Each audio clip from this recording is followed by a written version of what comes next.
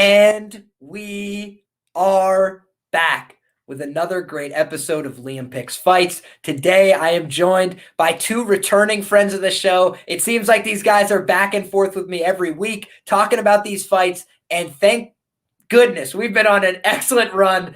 Been hitting a lot of bets recently, feeling very good about it. Contender Series absolutely crushed it with my man Narco, with my man Gordo. And I know that you guys know Tajik Bey, the GOAT, been dropping a lot of knowledge for the people. And in addition, just dropped some awesome new merchandise. I'm going to be getting myself a t-shirt so I can get better outfitted than my Conor McGregor Merry Christmas to absolutely fucking nobody Christmas sweater that we got on today. So check that out in the description box below if you want more information. But without further ado, I'm going to bring in my two awesome guests for today. Narco Cop, how we doing today, Narco? What's up, Liam? Thanks for having me. I'm doing great. Looking forward to breaking this card down with you. We've been doing a lot of cards with each other recently, but like you said, we've been on a hot streak. If it ain't broke, don't fix it. That's what I always say. And that's why we also bring back the GOAT, Tajik Bey. Been on an absolute heater run on the show. Tajik, we're very thankful to have you back, my friend. How you doing today? Great to be back. Hey, Liam. Hey, Narco Cop. It's a pleasure to be back. Pleasure to discuss the fights today, peddle my t-shirt, and have a good time. I'm glad to be back. Thank you.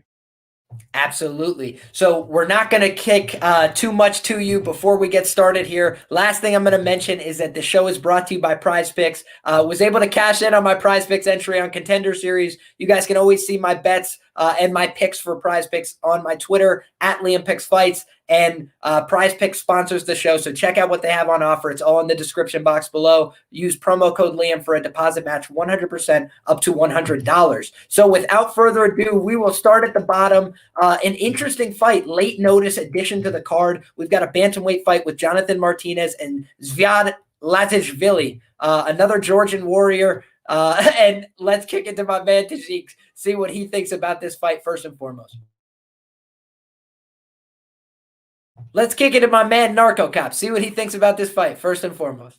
So me personally, looking at this fight, this guy's on 3 days notice.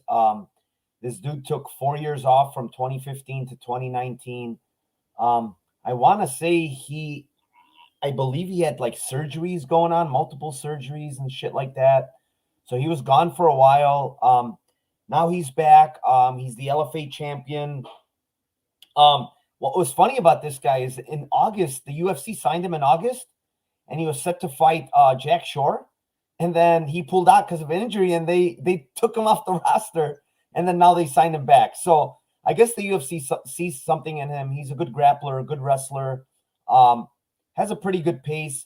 But I noticed, in that Huber fight, he really slowed down late in the fight. He got tagged a lot in that third round. And to be honest with you, I don't know why this guy is minus 160, 150 range against a veteran in Martinez who's had UFC fights under his belt. Martinez for sure is the much, much better striker here if this is on the feet. Of course, I know Zviad can get this down on the ground, but Martinez is not bad with his get-ups. Martinez is not bad with his takedown defense. And as long as this fight is standing, it's going to be all Martinez in the stand-up. So for me, I would play, at a plus money number here, a nice plus money number. I like Martinez. Fair enough. Narco, thank you for your input. Tajik, how do you feel about this one? Yeah, sorry, I hopped off, clicked the X button by accident. A great fight. I like the matchup. Zviad Lavishvili is making his debut. He's actually training about 10 minutes away from me over at Kaizen MMA. He did his fight camp, I think this one over at King's MMA, which I think is great. Hello, Uncle Weezy. So yeah, I think his overall game is pretty solid on the ground. He's very methodical and standing up. His coaches, Kaizen MMA is actually great karate and kickboxing coaches. So his base in karate is actually pretty solid as well. The problem here is in the fact that he's a bit different than his compatriot in Merab Lavishvili. I think there will be some comparisons between the two. So Merab is this hellacious wrestler, right? He goes, he's mean, he's trying to take you down, ground and pound you. With Lavishvili, it's a little bit different, right? He's very methodical, try to take you down. He's more artistic about the process, right?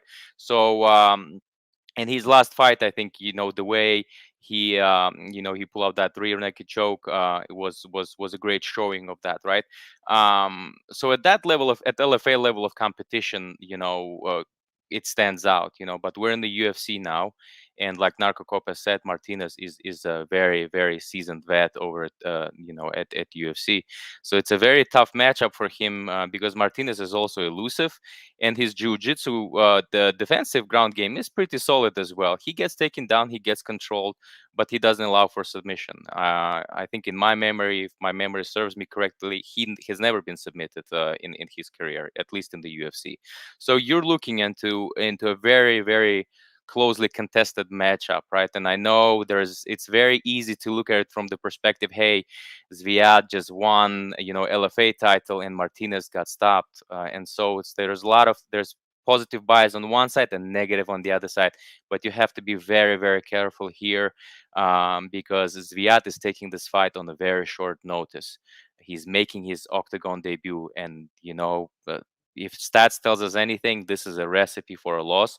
I'm not saying he's gonna lose, but if you're putting your money on Zviad, you're not putting it in a good place, right? He can win, he can submit, Martinez, and look absolutely great. It's just very premature to place a bet on somebody making his octagon debut on the 3-day notice against such a very experienced opponent, and if it's standing, it's going to be close. The thing with Zviad also, if I may, is that he believes in his hands as well. He said that very confidently, right? So you can expect some kind of a striking early. I don't think he's going to shoot for the takedown immediately. It's a stay away. If you're trying to bet Zviad, if anything, I would be looking closely into Martinez by decision. I think it's just GTD line is something that I would look into closely. What is Martinez right now by decision, if you know? I will check right now for you, Narco. I've got the best price on Martinez right now, plus 145. Right now, I'm not showing any props on Martinez. There's no props because it's a late edition guy. Yeah, those will probably be on fight day. So, yeah, if not, then maybe late tomorrow. Yeah. So yeah, it's a stay away fight for me. Treat lightly when you're betting this fight. I think it's going to be close. It's going to go to a decision, and I don't have. I slightly lean Zviad, but it can go either way. I'm going to tend to agree with Tajik in this spot as well. I only watched 2 fights from the guy, but based on his record, it's not really like he has other fights that you could go back and watch against substantive opponents. So it's like he's only got a few fights of merit and substance, and he looked good in those fights. I think what I would mention is just that his wrestling is very good on the counter. When people are throwing knees, he intercepts them all the time, catches kicks all the time. And what I would just notice that I think his finishing is excellent. Like he gets a single leg and he puts people on their ass. He's very good at that. And he's not reliant on one move. That pisses me off from wrestlers because some people have really good defense in that area.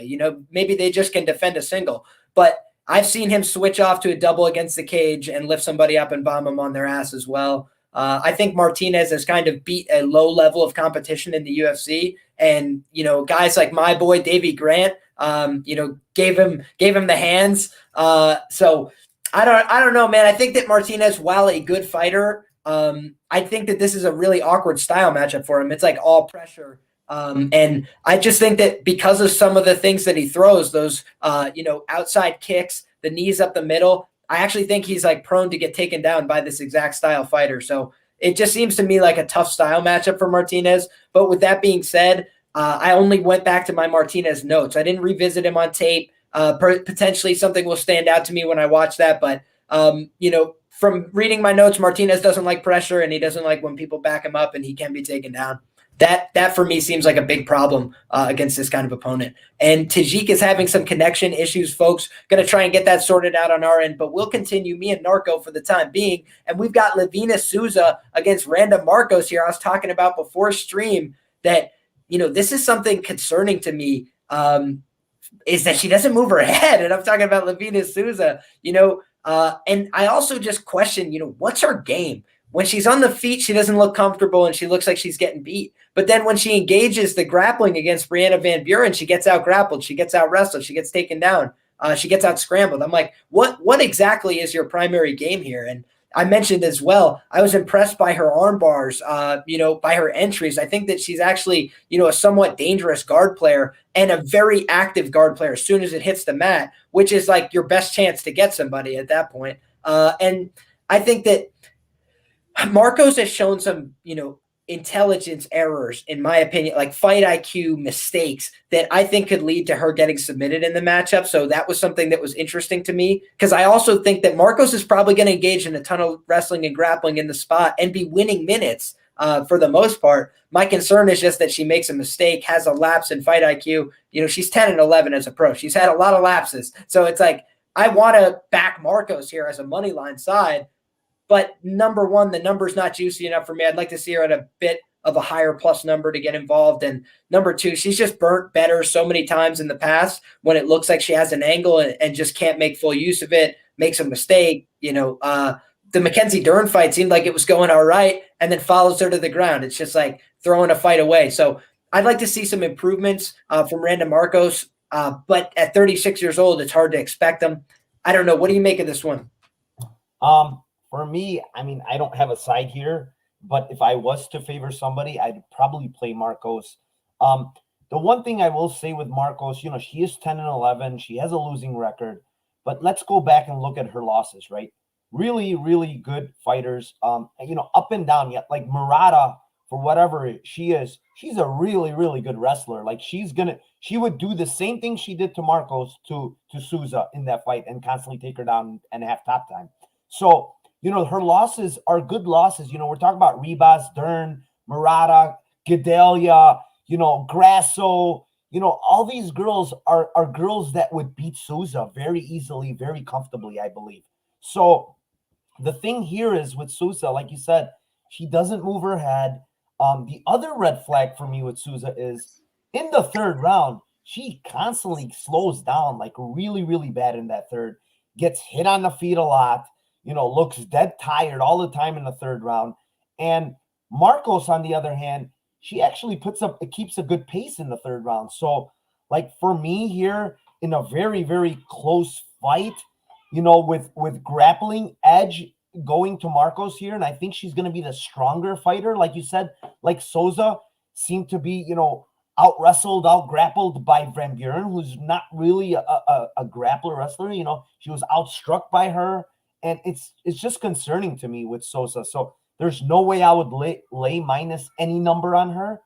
And if I was to take a side, it would be Markos. But for me, I'd rather just stay away. I don't want any piece of this fight, to be honest. That seems like a fair take as well. It's a greaser. Tajik, how do you feel? Yeah, no, I agree with you guys. It's a very closely contested matchup, and I think the age is one of the key factors here. Randa is 35, 36 right now. She it might be her last fight in the UFC. Her last fight was actually heartbreaking. She got DQ'd. But just in general, when I compare both of the fighters, I think the key here is that Livinha is a little bit more wrestling prone, right? She tries to take fights to the ground more often than Randa does. Randa trusts her hands a little bit more. And I think it's going to be a really tough fight for both of them. It will be closely contested one as well. But I think Livinha has a slight edge here, and the odds here are reflected correctly. In my opinion, I think she can take this one by decision. I don't have a bet here, but if I were, I would probably consider Livinha by decision. I think she's a rightful favorite, although albeit slight. And I think for Randa, it's unfortunately she's on her way out. And betting wise, to me, she's unbettable. And that is all making sense to me. So, if anything, I'm probably going to take a small shot on the sub line for Souza, but I might not even get involved at all. Maybe sub or decision on the double chance on FanDuel, see what that's looking like. But probably going to be a pass for me in the end. So we look to the next fight on the card. This is one that I haven't dug in deep, boys, to be perfectly fair. So, to the extent you have thoughts, Jeff Molina and Daniel Da Silva. I'm going to kick it to Narco first. I remember Molina. Who was his debut against? Against the guy from China. Yeah, and it was the night when all the Chinese fighters lost, right? It was a great fight, like fight of the night, I believe it won actually. So yeah, Molina's side, guy's still young. Guy's only, I believe, 24. He's out of Glory, so he's out of a good camp. Really, really good cardio. I'm really impressed with his cardio in that Aori fight. Like, this is such a banger, and the guy kept the pace, man, kept coming in the third round. I think if he had like another minute, he'd probably stop that Aori guy. And when you go back and look at that fight, man, Aori honestly looked like a weight class or two bigger than Molina. Yet Molina, he got taken down. His get-ups are really good. I just love his pace. I like his boxing. I like his, switching of stances. He's very good in both stances. The one thing he doesn't do well is move his head a lot, so he gets clipped a lot, but a really, really impressive chin. Very, very good chin. On the other hand, we have this newcomer from Brazil in Daniel Da Silva. And, with this guy, he throws a lot of like crazy, wild spinning kicks and stuff like that, but a huge red flag for me is this guy's never been out of the second round. This guy's only been like halfway through the second round through 13 fights in his career. And one of the things you have to look at here is Molina's going to bring a very, very high pace. And this guy's never been past the 7.5 minute mark. Molina's got a very good chin. So I don't know if this guy's going to be able to stop Molina.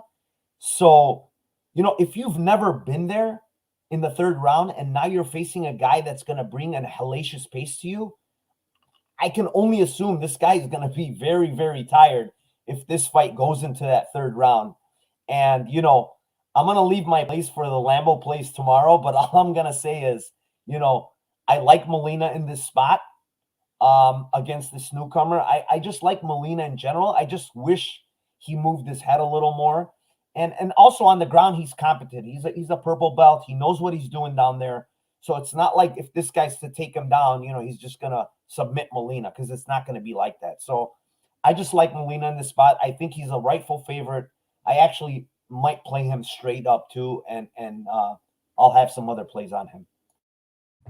Sounds like a plan to me. Tajik, what are you on here? Yeah, I started doing the research on this fight as well fairly recently. My early take is on Molina as well. I think despite the fact that he got taken down by Kilang, he managed to get up and and put a tremendous pace. And so I think Molina is going to be my early lean. I don't see a finish here, to be honest, at least at the moment. I think this fight goes to a decision. But Molina bet, I think, by decision is only plus 135. I don't want this. It's just, I need a Lambo bet, so and so I'm not interested so far at plus 135. We'll see if they give it plus 150. Maybe I'll be more intrigued. But overall, I think Molina takes this one. Takes this one, in my opinion, as early as by decision. Go ahead, Narco. I also want to say that I do have a bet on the under at plus money at plus 122, under 2.5. I forgot to mention it. And for the exact reasons that I said about Da Silva. Guy's never been out of the second round. And the pace, I mean, Molina's not bad. When it comes to striking, he throws a lot of volume. And you saw Aori, I want to say another thing. Aori got knocked down twice in the third round. But man, that freaking guy has a chin. I mean, Molina hit him with a kitchen sink, and this guy would not go out. And you could see it on his face. Like it was there. Like his face was busted up. So yeah, I have an underplay to it, under 2.5. That's also a good hedge on the fact that, the De Silva guy is probably going to be looking for that early KO. So, if your guy gets clipped, then that's good insurance as well, in my opinion. Tajik, you had something else on the way out here? Yes, on the way out, I'm having a connection, problems for some reason. I want to apologize. I'll try to reconnect and just make sure my connection is more stable. But I'm here. I'll be back very shortly. My apologies. You're all set. So we can move right along to this next matchup. And this is the first one where I feel like I'm probably going to end up taking action, to be honest with you. So, Norco, I'm going to kick it to you, see what your thoughts are on Khama Worthy taking on Jai Herbert. I think that this should be, a compelling matchup. I think it should be a banger, to be honest with you. How do you feel about this one? This fight right here is called a violence fight. Worthy's been knocked out in all of his losses. To say the least, the guy is chinny. Herbert, on the other hand, has been knocked out, I think 2 out of 3 times, if I'm not mistaken, by Reese McKee and Trinaldo. So his chin is not the best either. However, I think his chin is a little better than Worthy's. He's going to be the faster guy. I think his hands are faster. He's got crisper boxing than Worthy. But the one thing I will say is Worthy hits hard. And, I don't think any of these guys is going to grapple. Someone was mentioning about Worthy grappling. Worthy's never even attempted a takedown in his UFC career. I doubt this guy's going to ever grapple. He's going to stand there and bang. And when 2 guys stand there and bang, and both of them have really questionable chins, and both of them actually have power, fight doesn't start round 3, minus 132. Give me it all day. I love that play. Awesome. That seems like a sharp look to me. And, I kind of feel the same way about this matchup. Khama Worthy is a guy I like. I like his skill. I just can't bet on him anymore because, there's been times when I thought, this might be a good matchup for him. This looks favorable stylistically. He's way bigger than this guy, by example. And it just doesn't always come to pass. Sometimes it just takes one shot on the chin and Khama Worthy's gone. And, I thought that Jamie Malarkey fight left a lasting impression in my mind. Even Devontae Smith, who got knocked out by Jamie Malarkey, it was attritional. It was a buildup of damage. Jamie Malarkey just one-touched him, and it was all over, and it just seems like a really big concern to me. I'm probably going to be looking at some early Jai Herbert looks. I'm probably going to be looking at some Jai Herbert inside the distance maybe. I think he's probably going to finish this fight.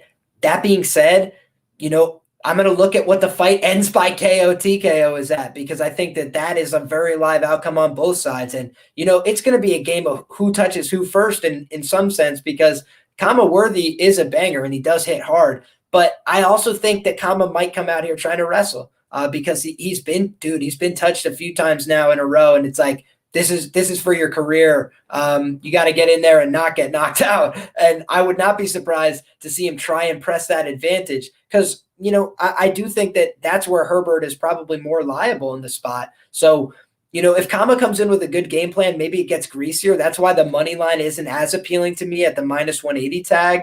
But still, I got to lean towards Herbert here. Uncle Weezy's saying Jai is the ass shaving of the week. So take that for what it's worth. We'll kick my man Tajik that fight when he is back. But for now, we're going to move on to Laureano, Staropoli, and Jamie Pickett. And this is a fight that I actually broke down on this channel before. These guys were supposed to fight.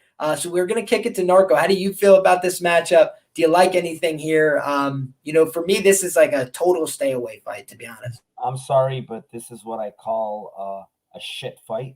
So I'm staying away. I want nothing to do with Staropoli. I want nothing to do with Pickett after what happened in the last fight. The guy's supposed to be durable. The guy's supposed to have a chin. He got absolutely destroyed by Jordan Wright last fight out. Some people are backing Pickett, I guess, at this big plus number. I don't mind it, sort of say, because Staropoli is it's very hard for me to see him covering 250, minus 250, because guy just stands there, kickboxes. It's very hard for him to cover that price. And, for whatever Pickett is, he's kind of long, has decent striking. So I wouldn't blame you if you're playing the plus 190, 200 range of Pickett, but I want no part of this fight. I'm sorry.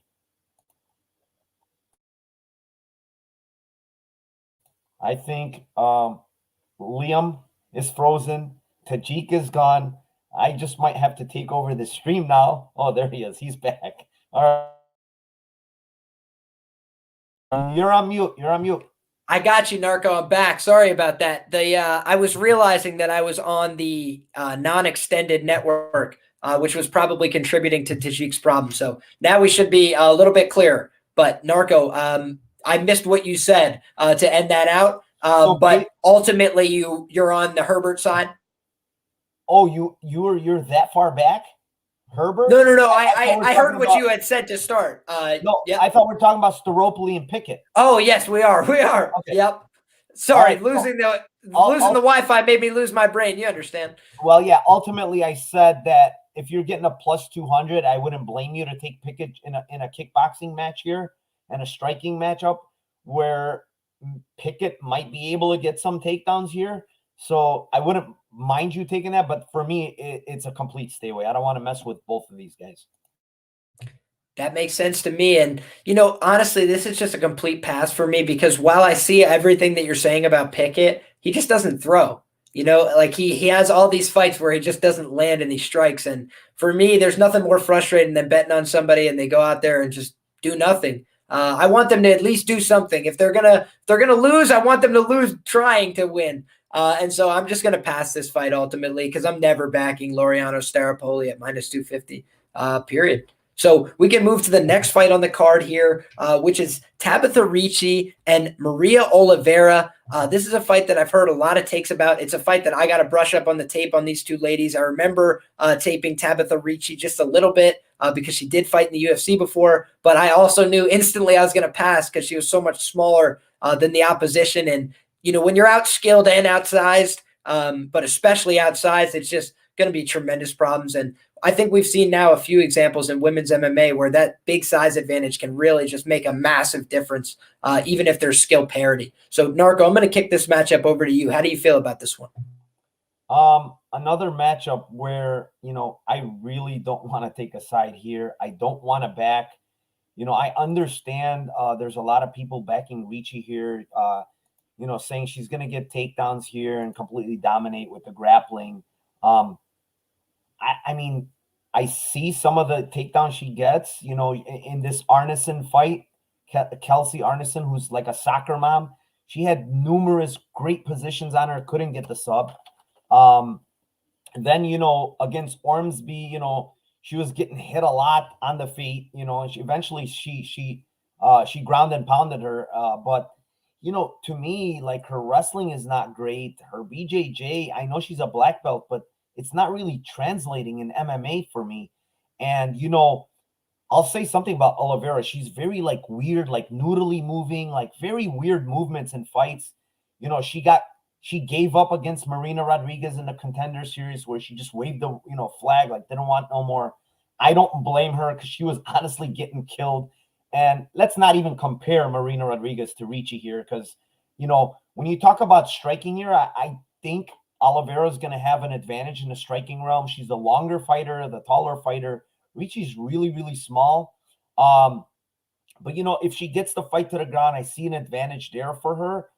I just don't bank on her, getting takedowns that easily. And whatever Oliveira, she's faced low-level competition, but I went back and saw that she beat the girl Machado in a split decision who just fought on the Dana White's Contender Series. And we could say Machado's a good, decent fighter from what we saw in that fight. So, she beat her. That's better than any other win that Ricci has had by tenfold. So, Ricci's literally fought absolutely nobody. So how can I actually lay minus 260 with this girl? I can't, man. And I'm going to stay away here again. That all makes sense to me. And yeah, I tend to agree with you in that, I'm not laying this price, just period. It's like somebody with 6 fights, I think it is. I'm not going to be laying that money line on somebody with 6 fights unless there's a very, very compelling reason. And I don't see that here. Like you said, not really a tremendous level of competition defeated. So Tajik, we're going to kick this matchup over to you. We're talking about Tabatha Ricci. How do you feel about this fight? Yeah, I think Tabatha is a deserved favorite in this matchup. I think her fair odd would be about minus 200. Anything above minus 200 is a little bit too much. I wouldn't bet her above minus 200. And so I think what's going to happen is that I think she gets the nod. I think she's a deserved favorite, like I said. By decision line is actually very interesting. I think earlier it was plus Tabatha Ricci by submission was plus 300 on DraftKings, and now it's plus 230 of 240. So I understand why people jumped on it, but it could also be a competitive fight, and it could be a fight where it goes to a decision. I think Tabatha takes this one. I'm not sure if it's going to be by decision or by submission just yet, but yeah, that's the decision that we would need to make. If you're more interested in betting this fight, just DM me on Twitter, and I'll share my final thoughts on this. But I think Tabatha is a rightful favorite in this matchup. I just want Sounds like a plan. Yep. I just want to include one more thing real quick.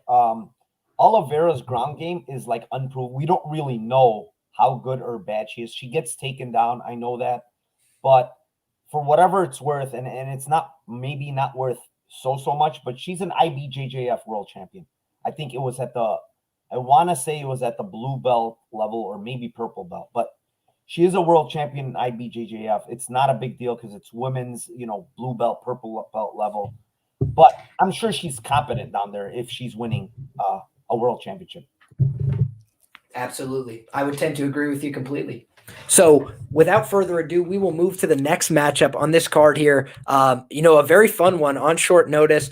I think honestly the best bet I made all year got absolutely robbed out from under me, which was Mason Jones to win inside the distance plus 110. And he was absolutely going to win inside the distance against Alan Patrick.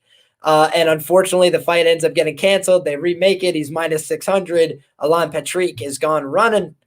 With all due respect, I'm sure he's got a good reason for pulling out. But geez, it was very predictable, and many people did predict that he wouldn't make it to this fight. And who could blame him? So we've got Mason Jones lost to Mike Davis, but otherwise had a pretty impressive run here. And even the Mike Davis fight, if you've watched that, tremendous fight. I bet Mike Davis there pretty substantially, but I also was like cognizant of the fact that it was going to be a close fight. I just thought Mike Davis had the hardware to make it through those tough exchanges and was a little more crisp and technical, but I don't think that a lot of guys have the hardware to make it through this Mason Jones hell. So we're going to kick it over to my man Narco. I will say I did take some notes on Onama, but it was all done on my phone because I was doing that one on short notice. This matchup got announced pretty late. So, how do you feel about this one, Narco? So, from what I see from Onama, he's slightly green to me. He does have a lot of fights, in the amateurs and pros together, but he just seems to be a little bit green on the feet. He throws with some power. I don't mind it. He's not a bad fighter at all. We've just never seen a lot of ground game from him and stuff like that, being on his back and stuff, in that sense. But man, I love Mason Jones, man. This dude it's hell on fucking feet, dude. When you're fighting this guy, the shots that he was, Mike Davis was landing on this guy, and this guy kept coming and kept coming. Mike Davis said after the fight, if I remember, he's like, I couldn't believe this guy was walking through everything and kept marching forward. Because Mike Davis hits really fucking hard, and this guy just kept coming, and it was a really close fight. And if I'm not mistaken, Mason Jones took that fight on short notice. So Mason Jones is a fucking dog, man, and this is a terrible spot for Onama. I really believe, on 3-4 days notice, fighting a guy that puts up a hellacious pace, hellaciously coming forward, lots of strikes, a really, really, really, really good ground game that he doesn't show a lot because he just loves to strike and punish you. I mean, the way he dominated Alan Patrick, like Patrick wanted out, let's be honest. And I think Patrick Patrick in this, he got COVID. He's probably glad he got COVID because he's going to do the same thing he did to him, a couple of months ago. This guy is really sick. He's really, really dangerous everywhere. Lots of volume, lots of power. The one drawback with him is he gets hit a lot, right? We know that. But he has the chin, man. He has that fucking crazy chin that constantly, and he's always looking to finish. He's not looking to go to the scorecards. So Onama's in trouble, man. Like I like the guy. He's young. He's at Glory. He's at a good camp. Short notice against a crazy guy like Mason Jones, who throws, hell at you. Very bad spot. Put him in all your parlays. Do whatever you want to do. This guy's gonna get the finish here. Onama is not gonna be able to keep up, with this dude anywhere this fight goes. So yeah, I just like Mason Jones in general. I think he's trouble at 155. That all makes sense to me. Tajik, do you feel the same way? Where do I begin? I think I'll start with stating the obvious. I think Mason Jones is very, very talented. I think that Mike Davis fight, he showed the true grit, determination. I think he's great. Yeah, I'll comment on the Staropoli fight, Hunter. And so I think it's great, right? But there's a problem, right? I mean, he's a very, very heavy favorite. And one thing I don't want to happen is the same thing that once happened to Dominic Reyes after his John Jones fight. When we all thought he won, and then after that we thought he's just gonna fight another fight and then gonna come back to the top of the division, and win that title. He got stopped twice after that fight. He never looked the same.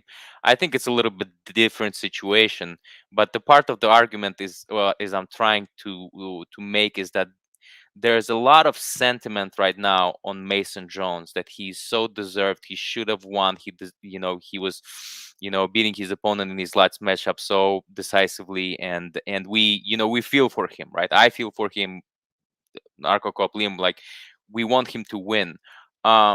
And I think that's what's also driving the line right now at this point. What is he like, minus 500 or what? Where is he right now? I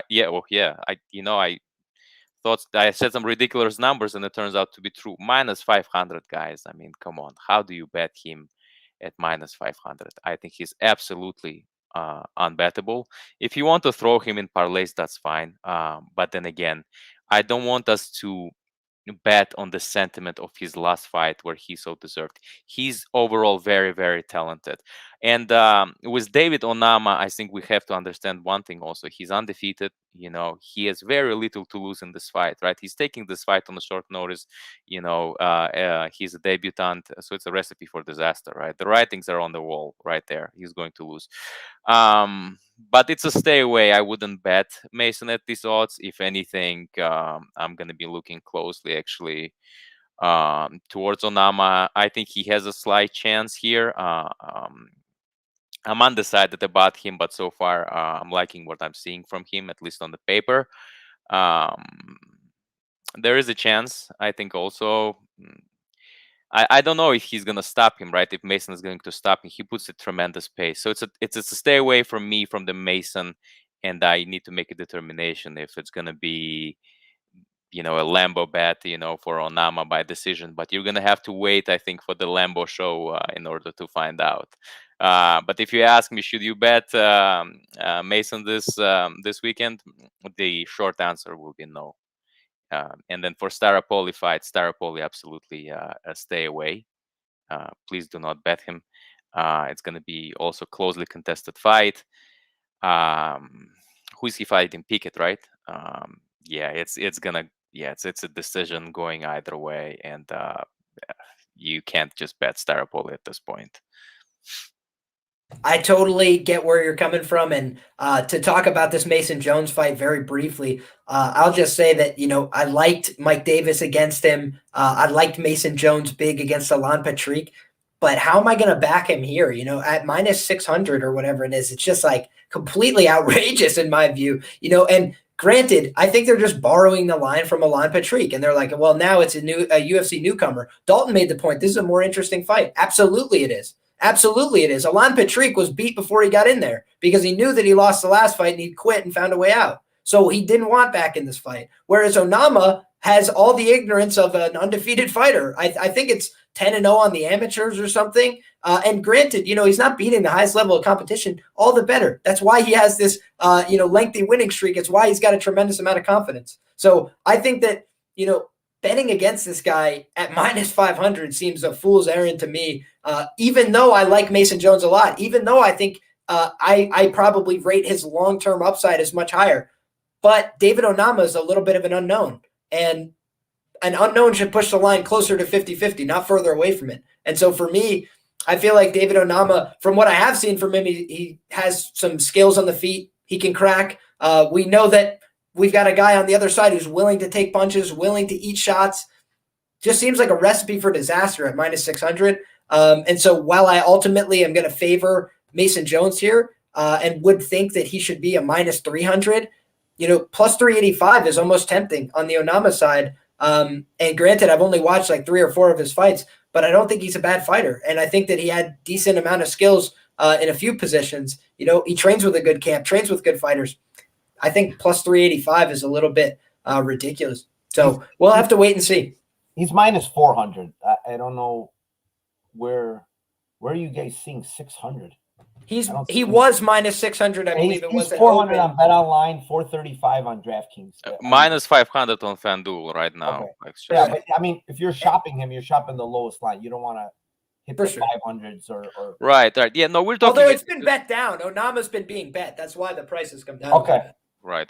It's we're talking as high as, right? Like, so it's just, I think overall, again, it's just that sentiment that he should have won his last fight. I think is was driving it, and yeah. Daz, yeah. Love that from my man Daz. 250 to 100. Yes, sir.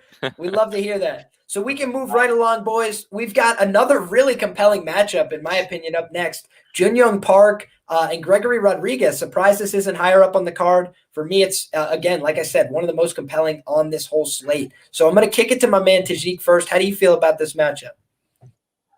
This is very, very evenly matched up fight for me. They're very.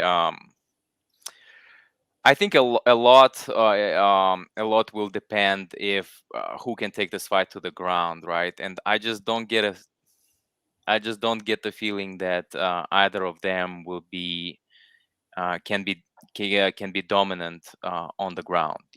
Jun-Young, I think his boxing base I think is very, very solid, right? And I think I like his just pure striking wise. I like it a little bit better than Gregory, but Gregory on the other side, he's in his nickname Robocop. He has this tremendous power.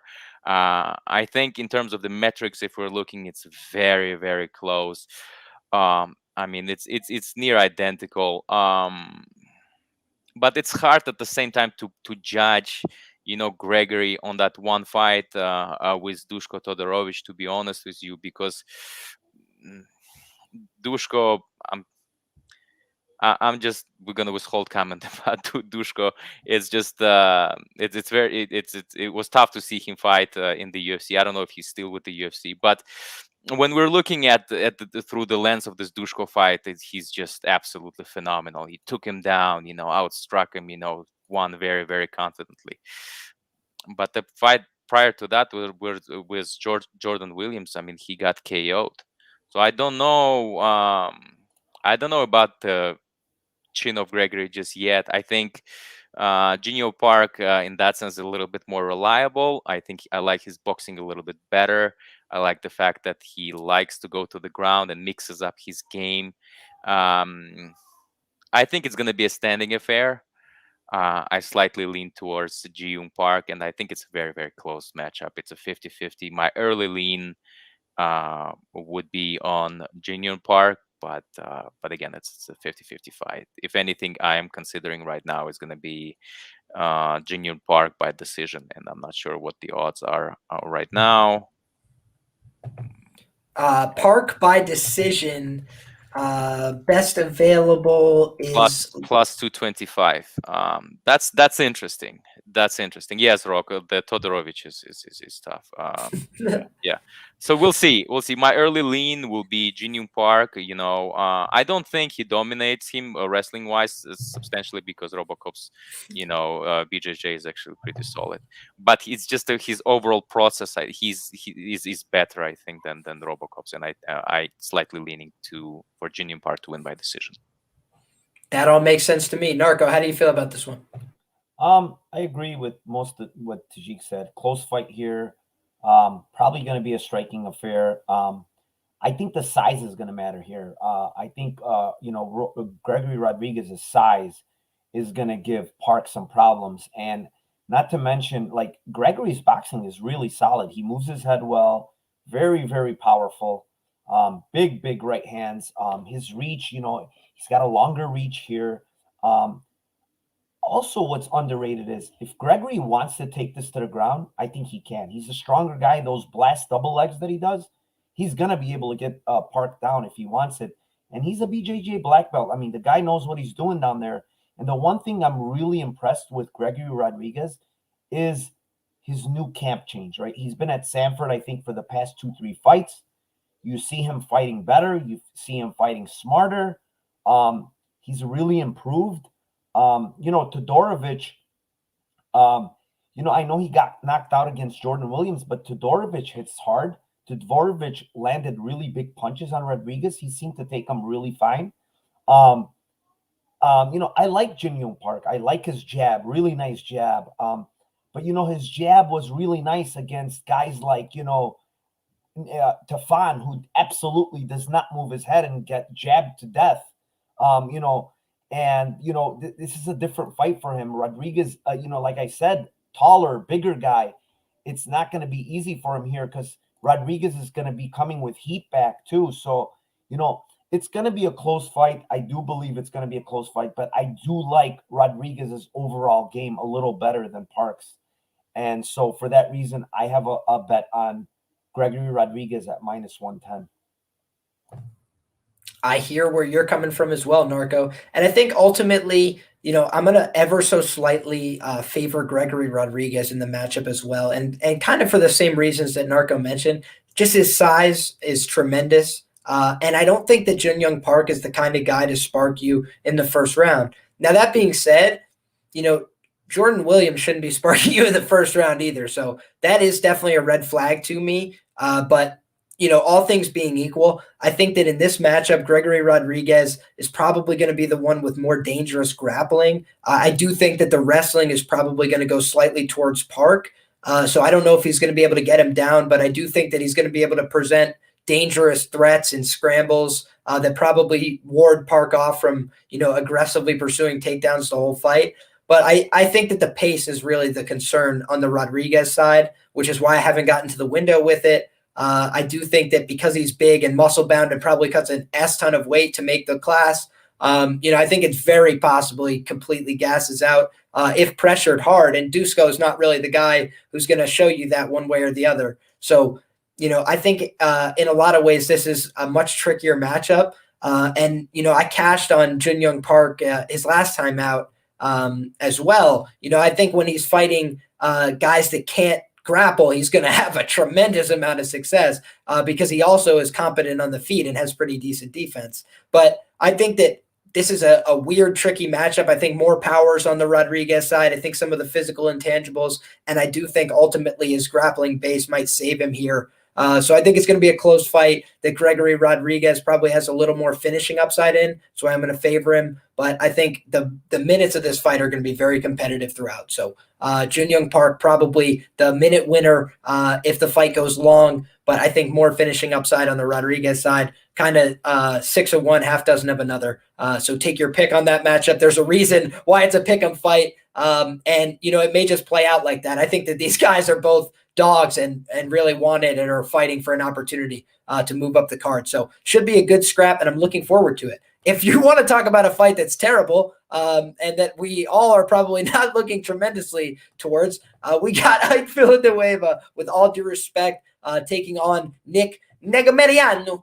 And I've heard so many people butcher that name, so I wanted to try and get it at least closer to the real pronunciation. But Yeah, we got Negumereanu cashed me a big underdog ticket last time against Strong Styles own, unfortunately. But I thought that was a matchup where Khama, he's got a susceptibility to the wrestling. He didn't like the pace in that fight whatsoever. I think that's the concern for Villanueva here. He doesn't really like the pace. He doesn't like a lot of pressure. He tends to have shorter fights. But I also think, I think that this is a little bit scarier. I think Ike Villanueva has more finishing upside in that early round than even Alexa Khama does. So I think ultimately this is a fight that I'm probably going to end up staying away from. It's kind of a dumpster fire fight. Everybody gather around and warm your hands. But, I'm ultimately tended towards the dog at the plus 200 tag or by knockout in the first round, more likely, if anything. But probably just going to end up passing on this one because, like I said, it's not a matchup I see as tremendously interesting or high level contenders on either side here. I'll kick it over to my man Tajik first. Sorry about that, boys. No worries. Thank you. Yes, I think Nick Negumereanu is a deserved favorite here in this matchup, and I'll keep it short. It's not a coincidence when in 3 out of your 4 fights you get stopped and you get KO'd. It's just it's very it's very hard to bet Ike here, and Nick is on the rise. I think his fight with Alexa Khama was pretty good. It was close fight, but he put a lot of volume. So I'm gonna put I'm gonna pick Negumereanu here. I think I don't know if he stops Ike, but it's very probable. I think there's definitely a good chance that he's gonna stop, and so I'm gonna take Nick Negumereanu by TKO. That's fair enough to me. I'm going to kick it to you, Narco. How do you feel about this one? You made a good point. If you're gonna bet Ike in the spot, please bet him round 1 by KO. Otherwise, I doubt this guy's gonna win minutes. If Nick wants to take him down, he's gonna be able to take him down. He's got decent wrestling and he's kind of heavy on top, actually. So if this fight goes past the first, I think it's gonna be all Nick. Negumereanu or whatever you want to call him. Negumereanu. But Villanueva, like Tajik said, 3 out of the last 4 been KO'd. Honestly, this guy shouldn't probably even be fighting at 205. The guy fought at 185. The guy fought at heavyweight. How does a guy fight at 185 and the very next fight he's fighting at 233? This guy, he's all over the place. He's fighting heavyweight, heavyweight, middleweight. I don't know if he's even taking his training serious, to be honest. But Negumereanu is not like some household name or some good guy because he's just walking forward, eating punches. But that's the one thing I will say is it's going to be very tough for Ike to get this guy out of there. This guy's chin is really freaking good. And, you go back and watch Safarov. Safarov absolutely beat the piss out of this guy, and this guy would not go out. So, the guy has a really good chin. It's going to be hard for Ike to get him out of there. So, for those reasons, I think Negumereanu by KO at plus 220 with ground and pound is actually a pretty good look in my eyes. That is fair enough. And I am going to rush on to the next matchup because my laptop here is on the fritz. Folks, if my laptop dies midstream, I'm going to try and hop back in using the power of my phone. That's what I've been looking off on the side here. So just talking you through some technical difficulties here. But we got Dwight Grant and Francisco Trinaldo up next in the welterweight class. And this is a really weird fight because you got 2 guys who are both approaching that age threshold where they start to get knocked out more often. I think it's very live that somebody gets KO'd in this spot. Everybody talks about the legendary durability of Francisco Trinaldo. And while true, I think how long can it last? He did get knocked down by Jai Herbert. He was getting rocked in the Salikov fight. I think that it's only a matter of time, at 43 years old, up a weight division. This is not a fight I would be, investing in Trinaldo as a favorite, to be frank. But I wish everybody who does the best of luck. And I'm going to kick it to my man Tajik as I try and sort out our technical difficulties. Yes, thank you. I don't have interest in betting this fight or watching this fight, to be honest. I think it's going to be a close fight. You know, the odds indicate that I think it's a 50-50 fight. The problem with somebody gets stopped argument is that they're very, very cautious and they don't throw much. So in terms of volume, they're very, very limited, and we don't see just in generally, because they're defensively so good, we don't see much action, you know, from the striking perspective. Um, you know, slightly more activity from the Trinaldo side in terms of wrestling, but he's not looking proactively to wrestle or grapple. And so I don't know. It's a close fight. I think there's a good chance this one goes to a decision. Um, if I were to lean, where would I go? It's tough. It's a split decision either way. Yeah, if I, you know, under the spot, I would pick Trinaldo by decision. That's very fair to me as well. I do think he's probably more live to win a decision should it get there. I just think that this is a tricky one, man. Narco, how do you feel about it? Yeah, two guys that are kind of low volume guys. You know, Trinaldo's fights are usually, for the most part, always low volume. But you know, one is 43, the other one you'd look at Grant and not think he's 37, so he's not young at all. The main difference I see in this fight is, one, Trinaldo can probably get takedowns. Two, Trinaldo is much better on the ground. The other one is, even if it's on the feet, Trinaldo is hanging with Salikov.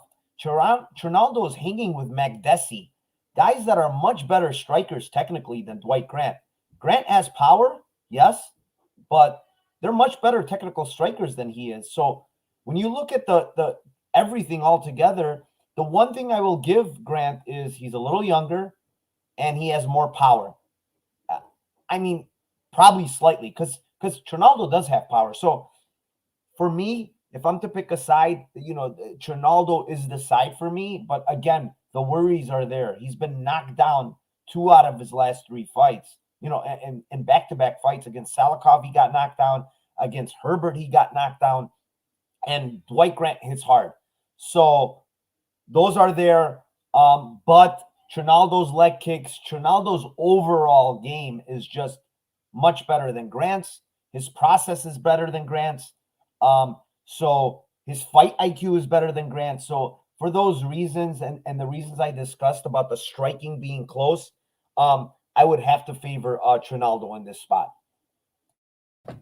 That all adds up to me, boys. So we got 2 of you guys on Trinaldo. I am ever so slightly leaning that Dwight Grant might find that chin, but I do think that he's going to win the minute. So with that being said, we can move on to another fun fight here on the main card. We got Alex Caceres and Seungwoo Choi.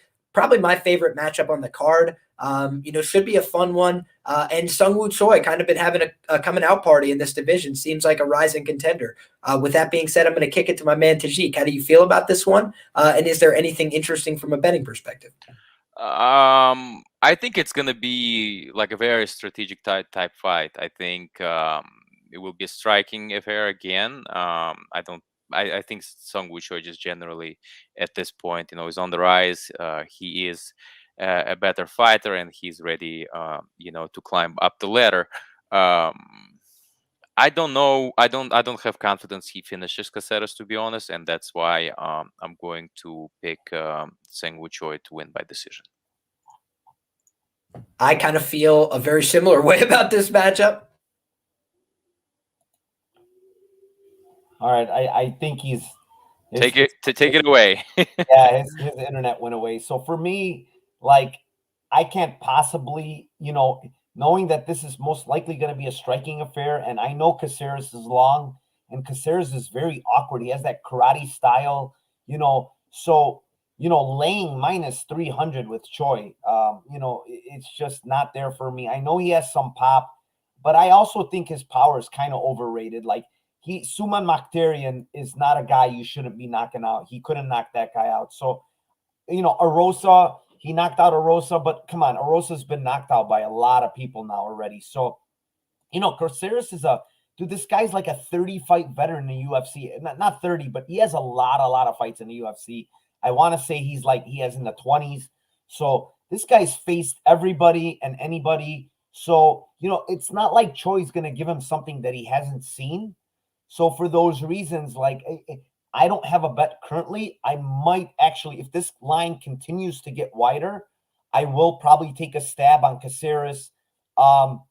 You know, just because for those reasons, like I don't think this fight is going to be, you know, if Choi is going to get on top and completely dominate this guy, then I would say, okay, maybe he's worthy of that number. He's not going to do that. I don't think he's worthy of minus 300 because Caceres is durable. I doubt he's going to get him out of there. So for those reasons, I'm going to stay away for now. But if the line gets wider, I will play Caceres. Sounds good. Okay. Take it over. I am the new Liam now. Okay, so Yeah. I took over his channel, and so but let's keep going, guys. The next matchup is actually really it's the one that I'm actually interested from betting perspective. We have Jessica Rose Clark versus Jocelyn Edwards. I do have a very big interest in betting Jocelyn Edwards, especially at the underdog money. I really liked her in her previous performances. I think she's actually a solid bet. You know, her metrics I think are very solid. Standing up, I think she's more impressive than Jessica Rose Clark. And as I was looking through the bets, it's kind of what caught my attention. You know, I know we're not in the Lambo show, but is Edwards by TKO plus 1400? Can people in the chat confirm that? Yes. Because Yes, she is. I mean, that's absolutely ridiculous. I'm gonna be looking closely to this one. Yes, it's very likely that I'm gonna be betting her by TKO. I really like her as an underdog. I think safe money is to bet her to bet her straight. And if you feel extra giddy, just like I do, Jocelyn Edwards by TKO at plus 1400. My word. Yeah. For me, I don't have a side. I don't have a play here. You know, Jessica Rose Clark, she likes to strike. You know, she's got decent takedown defense. Like Alpar kind of took her down here and there, but you know, she has good get-ups. She's actually a decent striker herself. Like against Pani, you know, it was a close striking affair, and Pani's a good striker. And like you said, you know, I'm kind of impressed with Jocelyn Edwards. Like that short notice fight she had, you know, she looked good. Like if you were to tell me Rose Clark is gonna grapple and try to get a lot of takedowns here, it would be different. I doubt she does. And that's the one like flaw that Edwards has is like she can easily get taken down. We saw it against Carol Rosa. She got taken down over and over again. But like honestly, like Jessica Rose Clark is an extremely tough girl. Like I don't see Jocelyn Edwards getting her out of there. Like she's faced a lot of good strikers, good competition. I don't think she's ever been stopped if I'm not mistaken. Yeah, I just honestly, but like you said, I can't lay minus 155, 160 on her in a fight that's going to be a striking affair. And Jocelyn Edwards is a good striker, and she's probably going to be the longer fighter here too. So yeah, for me at these current odds, again, another stay away. There's a lot of stay aways for me on this card. It's just not one of those cards I want to put a lot of money on. Yeah, absolutely. A lot of very close matchups, and I think this is the theme of the of this event. Very close matchups. But yeah, I'm gonna be very interested in Jocelyn Edwards by TKO plus. And I think you made a good point that GRC has never been stopped. But yeah, I can tell you that from right now, I'm very intrigued to have to pick her by TKO, and especially at these odds. So let's move on. Narco Cup. We have is this a co-main event, as I understand? Grant Dawson versus Rick Glenn. Maybe you could get us started here. Yeah. You know, like Uncle Weezy calls it, this is my ass shaving of the week. Grant Dawson is going to be able to get takedowns. This guy fights at an insane pace. He gets hit. He gets hit a lot. He gets hurt. But man, Ricky Glenn is not the guy, dude. This Ricky Glenn guy, he was gone for 3 years, comes back. I know he knocks out Joaquim Silva, but you know, this is just not the guy that's going to get Grant Dawson. Grant Dawson's going to be able to get this guy down. Grant Dawson is freaking smothering when he's on top. You know, these odds are kind of crazy. Yeah, minus 390, 400, 435. But, there's just a grappling advantage here of him taking down Glenn and just being able to suffocate Glenn on top with nasty ground and pound. He's the type of guy that his ground and pound is so heavy that he makes you give up your back. Look at how many rear naked chokes he has just because he's laying it on you when he's on top. So you're bound to give your back and give him that rear naked choke. Yes, Rick Glenn, I don't think he's ever been, he's actually been subbed once by Lance Palmer. Yeah. Yeah. So, I kind of see, Lance Palmer is kind of a different version of Grant Dawson, right? Both very, very heavy grapplers, heavy on top, good ground and pound. And this might be the same outcome from that Lance Palmer fight because Grant Dawson is suffocating. Grant Dawson, I think he's now 7 or 8-0 in the UFC. He's a prospect to me. His hands are not good, but they're serviceable in the fact that he uses them to land takedowns, right? He uses them to get closer, close the range, get his takedowns, and then suffocate you while you're on the ground. And he has good cardio. Whether you see this guy tired in the third round, but he's still pushing. So to me, I think he wins this. I think he wins this pretty comfortably. Putting him in a parlay with Mason Jones is not the worst thing in the world. And you're probably getting a minus 180 tag. I don't think that's bad at all. Yeah, no, I agree with everything you said. If Grant Dawson didn't push the pace in terms of grappling, he averages like 3.4 takedowns on average, right? And so it's just he's grappling wise, I think he's gonna push standing wise also, and so. I don't know if he finishes Rick Glenn. Rick Glenn is, as you said, he's really tough. I'm not interested in betting Grant Dawson under the spot, to be honest with you. And so I think Grant Dawson wins this one, and the method I think is something that I would have to think about. I don't have a determination. But we got Liam in the chat, just so you guys know. He says he's rocking with us in the chat the rest of the way. So. Thank you, thank you, Liam. Yeah, that's absolutely awesome. And things happen, right? In this day and age, guys, we have to understand, right? It's everybody's on the internet right now, and everybody's trying to work, rush things, so as things like that happen. I myself had technical issues just today, so we apologize for that.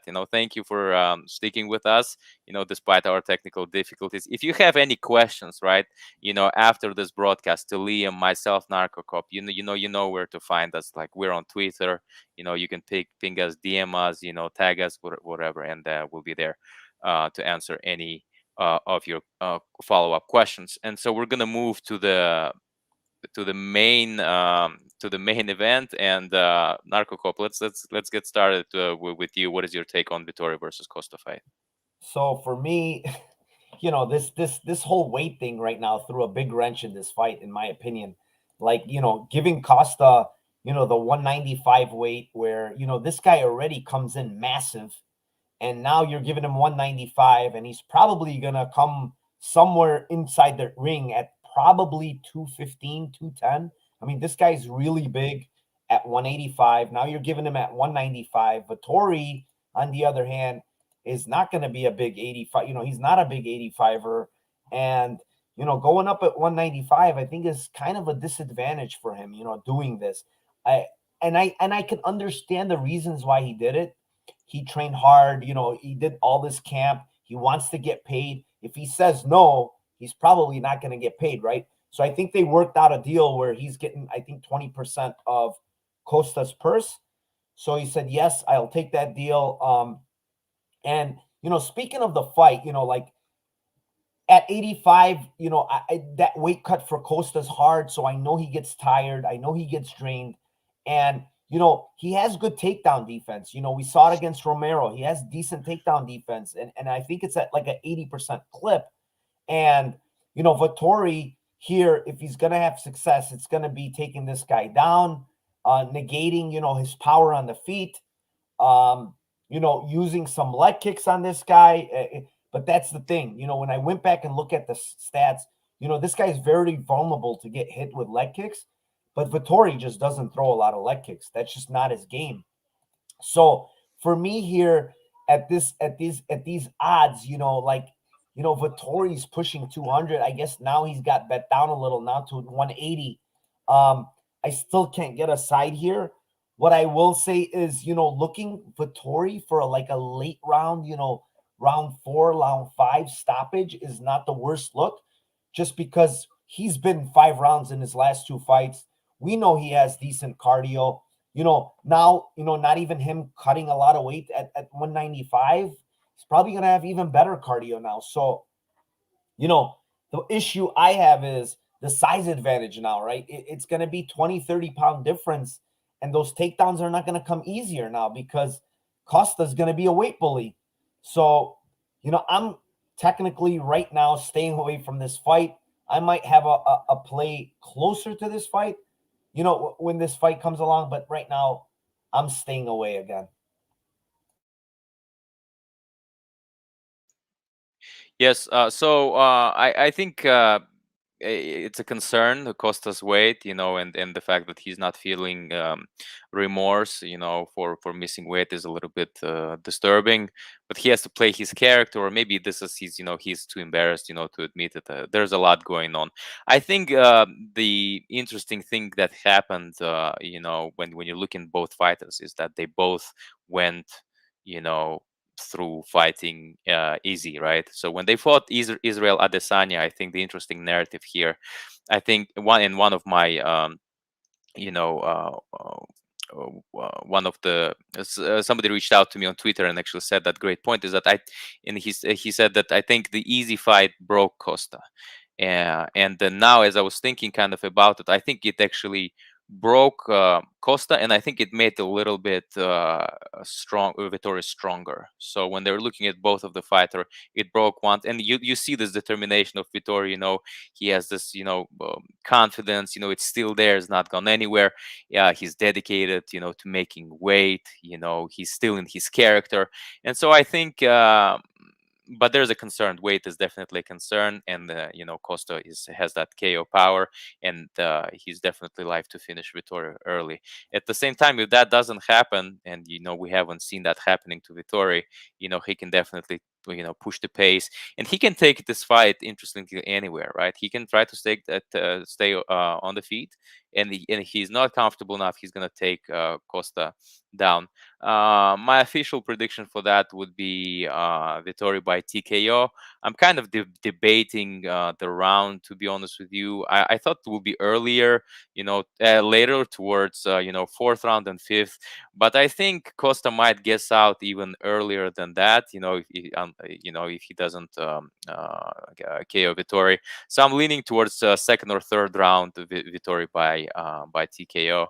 And that would be my pick for the main event. One other thing I do want to mention is, Costa, I think purposely did this shit because I really believe, he puts this out there today, I believe, right?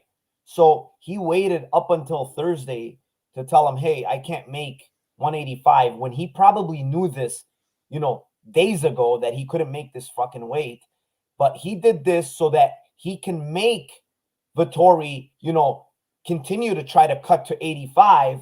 Meanwhile, in his head, he knew he wasn't going to make 85, and he's always going to say that, hey, I can't make 85. So he wanted to put Vettori through this rigors of cutting weight, and now eventually saying, hey, no, I can't make weight a day before weigh-ins, which is a scumbag move to me, and I think he purposely did that. It's not like Costa wouldn't do something like this. Mm-hmm. So, it threw a wrench in this fight. Honestly, I liked Vettori at 85, and it's a concern. And when a guy is going to go in the ring, and Vettori is going to probably naturally walk in there and be 195, it's concerning. And yes, it is concerning. We'll see how it goes.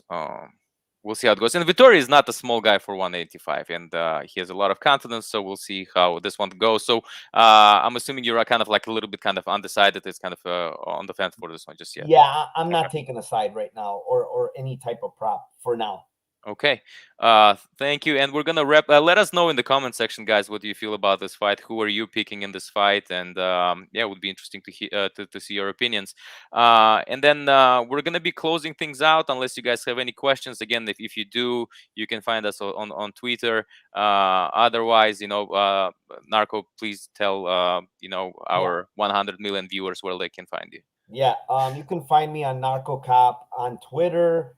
Narco Cop MMA is my YouTube channel. I do a Dana White's Contender Series card on Monday, a breakdown. We've been absolutely on fire. A little over 5 units this week. I'm probably up over 30 units on Dana White's Contender Series this year. And tomorrow, don't miss tomorrow's show. Tomorrow's show is going to be a special show.